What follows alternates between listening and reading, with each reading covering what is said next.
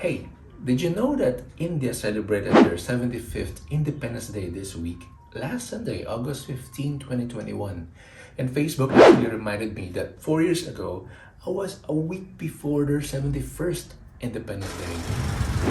So I visited India August 9 to 14, 2017. And at this time, they were rehearsing their Independence Day celebration. Long live the king. Long live the president. I cannot go in. There's an event, so I cannot take pictures. So this is India Gate. This is closed today. Why? Yeah, this 15 August. It's because what? 15 August.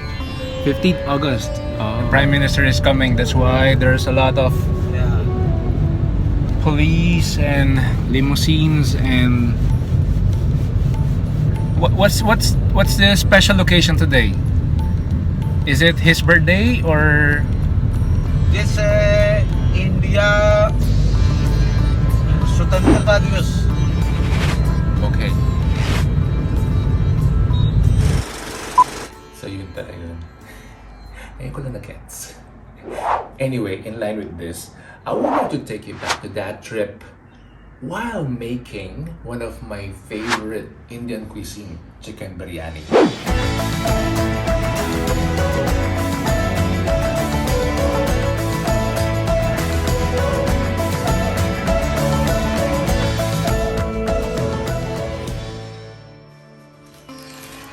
Okay, there are only a few Indian cuisines that I like, and this is definitely on the top.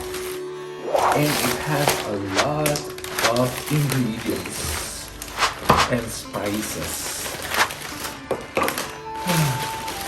including OMG. I actually don't know how a ghee looks like, but every recipe that I look for has this.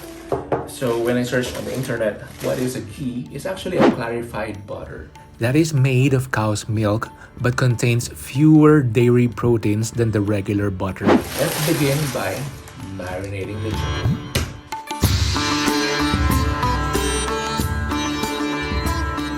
So I bought a whole chicken and cut it to pieces. Then I put 1 cup of plain yogurt. I was surprised that this one uses yogurt. Then I added 2 tablespoons of oil, minced garlic, ginger paste, a teaspoon of turmeric powder, cinnamon sticks, cardamom pods, chili powder, saffron powder, salt, paprika, and ghee. So just coat and mix everything well so the chicken will get all the flavors. Okay, so leave this marinate for about 2 hours, or if you have time, overnight. Oh my god. Marinate pa lang ng chicken, ang dami nang nangyari. It's like visiting India. You will see a lot of things happening. It's anything but boring.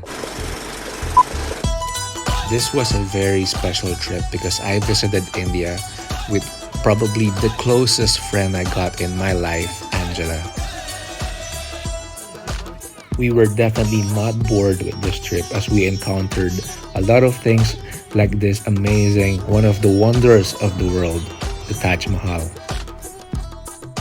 We saw a lot of different architectures of mosques, ruins, temples, and structures. We walked the streets of India and definitely we feasted our eyes on the things we saw there.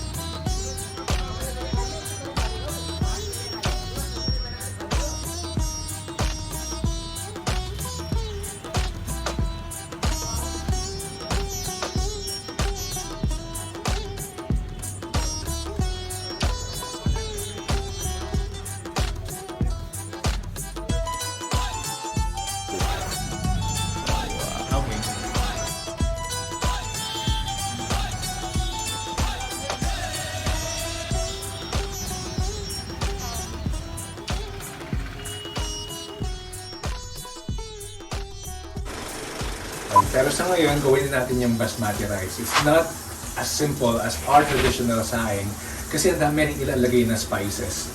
First, yung basmati rice, I soaked it in water para lalo mag-pop yung rice at mas mahaba siya pagluto mamaya. So leave this for about 20 minutes. But, let's do the spices for the rice. So I started this by heating up ghee and adding spices like cardamom pops, bay leaves, black pepper, salt, and cinnamon sticks, and then filling it up with water almost 4 times on the rice that we will be using. After bringing this to a boil, I added the soaked basmati rice and cook it only for a few minutes. So sabi nila, hindi mo dapat lutuin ng 100% yung rice. Mga 70% lang kasi may another cooking process pa siyang pagdadaanan mamaya. Once it is 70% cooked, take out the water and let it rest for a while. Okay, so I chopped tomatoes and onions and I marinated this chicken for about 2 hours. It's now time to bring the curry out. So using the ghee again, I cook onions to a crispy golden brown color. I'm using half of the onions for now and then adding more ghee para sa oil.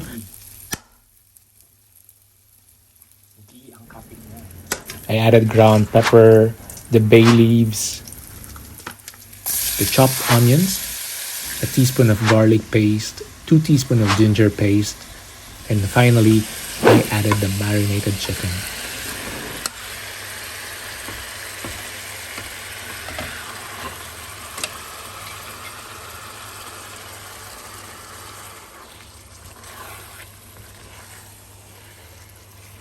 So since I like my food to be spicy, I added the bird's eye chili and 2 green chilies.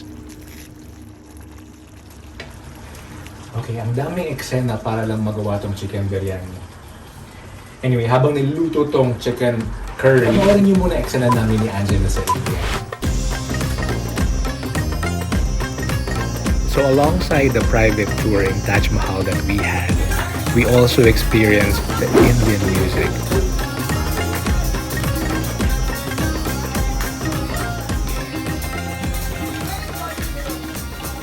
When you practice continue, then you can practice. Depends. But what fascinates me first is the sound. And because of the small one said. It's not, we are not the professional, pass it to the professionals. Come on. Okay. Thank you very much. Thank you. We were also amazed with this shop that does handmade carpets. Work in the weft and the reapply on the scissor, it should be equal. So the length of the pile should be the same.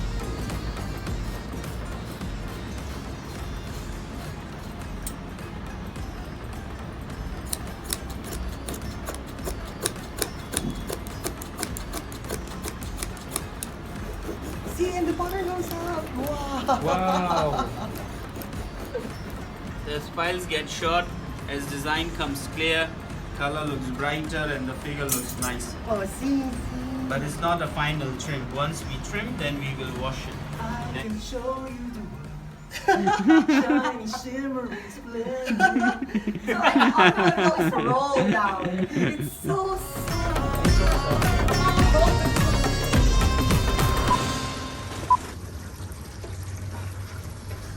Still cooking. Never in my life I put all those spices in one dish. I actually don't know how this tastes. Maybe it's worth a shot to taste it now so we can adjust.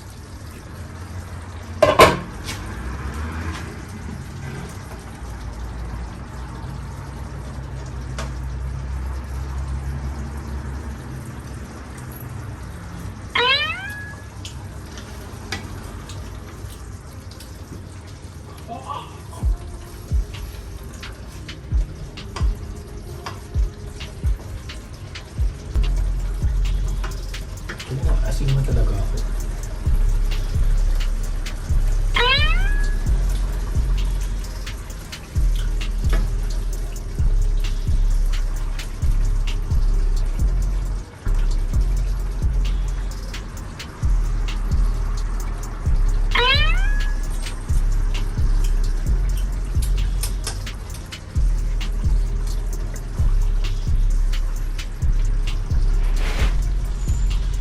I don't know. I think I need an Indian friend here.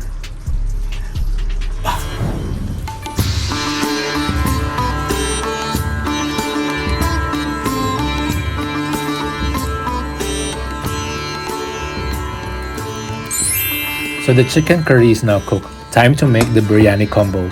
Using a different pan, we grease it with ghee and then added some cooked biryani rice as our first layer. Just scatter the rice and don't press. Then added the chicken and its curry. Added some of the crispy onions we cooked earlier, coriander leaves, and then another layer of rice. Just scatter this again evenly and don't press. And then another layer of curry. And I need fresh mint, so I'm getting it in my garden.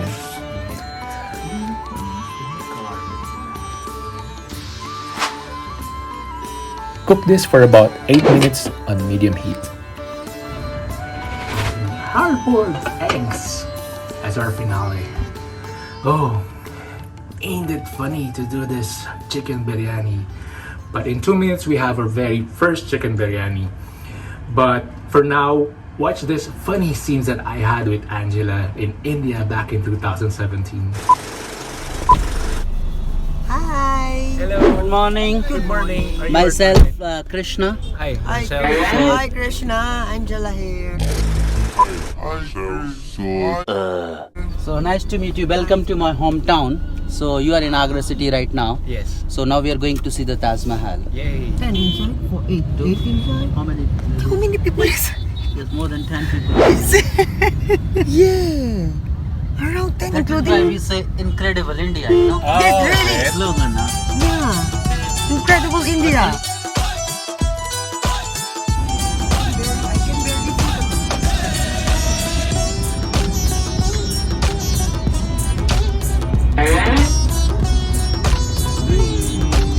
Guess how many people are there? Guess.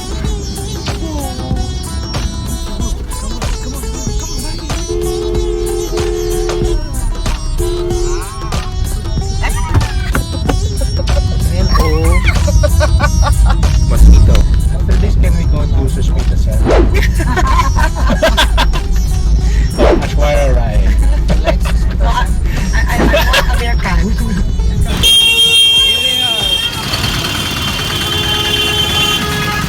Girl, dito ka, girl! Hindi na tayo namaan, ha? You're the only girl in the Girl, place. head turner ka dito, girl! Sikat ang beauty mo, oh! Yung sikat kasi Tingnan mo, dito. tingnan ka dito. Hello, Gujas. Wow, look at that girl, oh! Oh! Ikaw na maganda! Oh, ang sama ng tingin, oh! Ano, ha? Ay, kaya mo yan. Oh. Kaya mo yun si ate. Oh, si ate, oh. Ate, wag! Wag, ate. Ate, mahalaga ang buhay! Even the ladies are construction workers. Hi! But look how men look at you. Ah.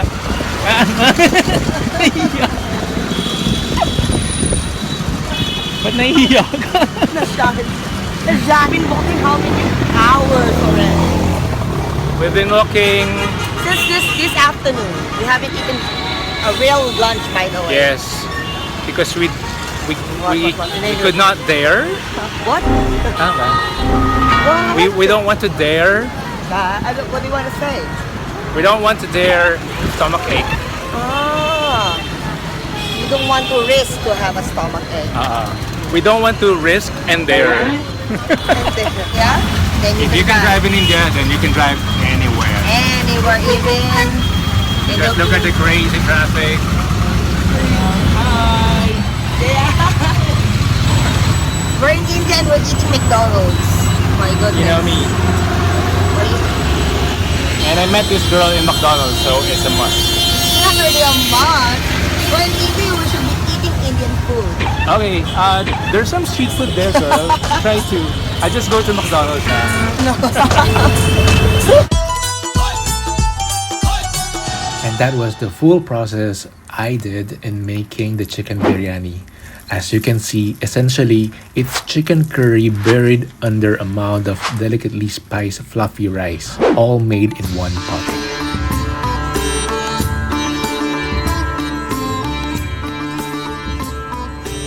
Okay, moment of truth for our first chicken biryani.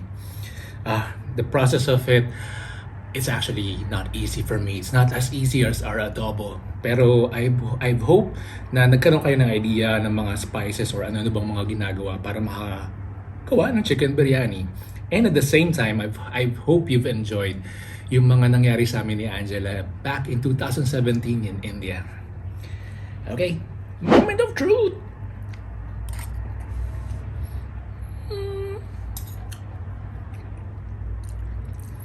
It's decent. It's fairly okay. I need an Indian friend to go here to verify the taste. Pero I'm happy with it. It's my first time doing this. Okay, I'm gonna finish this. Thanks guys for watching. Well, you know what they say. I just want to add that I've been friends with this girl since we were 16 years old. And I'm glad that we did our first trip together in this incredible place, as incredible as her, India.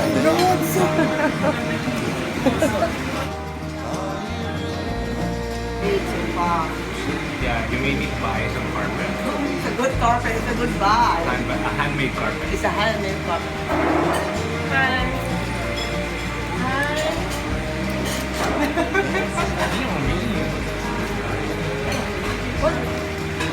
What do you call this one? The one with the cheese. Yeah. Like that.